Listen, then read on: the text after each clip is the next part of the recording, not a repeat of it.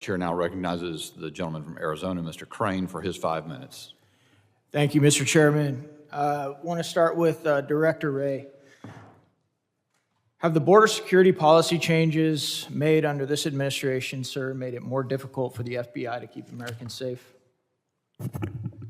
Well, I don't know that I could cite it to specific policies. What I would say is that certainly the threats that we are contending with that emanate from the other side of the border, whether it's fentanyl trafficking, whether it's the increase in the number of KSTs that we've seen over the last 5 years, all those are things that make the work that the FBI has on our side of the border to try to get ahead of those threats more challenging. So you don't acknowledge that the increase in traffic that we're seeing, the increase in individuals on the terror watch list have anything to do with some of the policy changes of this administration? Well, I didn't say that. I think what I was saying is when it comes to border security and questions of how that's supposed to be done, I defer to DHS on that. What I would say is the threats that we're contending with, which come from the other side of the border, are certainly extremely challenging over the last several years. Thank you, sir. In your professional opinion, what's causing the increase of encounters of individuals on the terror watch list and the traffic at our southern border?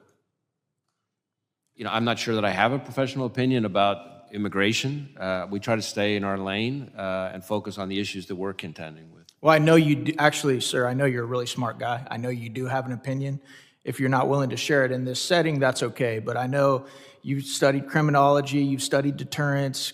I mean, you are the head of the FBI. We all recognize that. But I understand, sir, you're in a tough situation here today.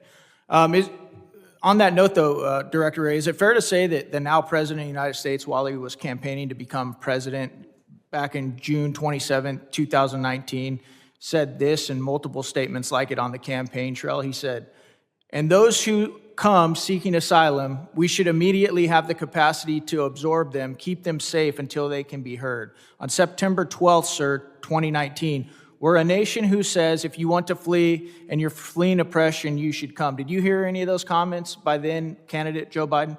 I'm not sure I can quote people's campaign statements. Do you think that has anything to do with the dangerous situation that we now see at our border and now within the United States of America? Again, I'm not sure that I'm really the one who can speak to immigration dynamics. I think you could speak to it, sir. I just don't think you want to. Sir, about how many American citizens have been arrested for entering the Capitol on January 6th? If you can just give me an estimate, that'd be great.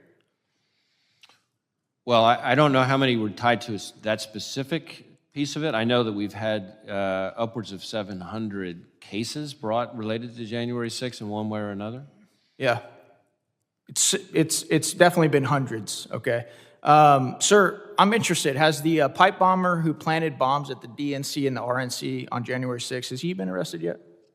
That is something we're still aggressively investigating. Okay. So you were able to arrest hundreds of individuals who were allowed into the Capitol, walked around, took selfies, but we can't find the individual who committed the most dangerous crime and attempted to cause multiple mass casualty events at the Capitol, or around the Capitol. Congressman, we have an entire dedicated team focused specifically on this investigation. We've done thousands of interviews, visited, again, just in the pipe bomb investigation, okay, thousands of interviews, visited thousands of residents and businesses, reviewed millions of pieces of data, something like 39,000 video files. We've assessed like 500 or something tips. We've done extensive public publicity. We've increased the reward money. We've got our lab working on it. We've got our WMD directorate working on it. We've got our Office of Technology division, our cellular analysis team. So the folks that we have working on this investigation are working very aggressively on it. And I, as much as anybody, would like to see it solved. But it is certainly not for lack of effort and lack of priority, I can assure you. Thank you, sir. Sir, do you find it interesting how many whistleblowers there are right now from your organization coming forward and testifying to Congress about the conduct of the FBI and how they no longer even want to work for the FBI? They're willing to risk everything, including their livelihood, to come and talk to Congress about what they perceive to be a change in the culture at the FBI.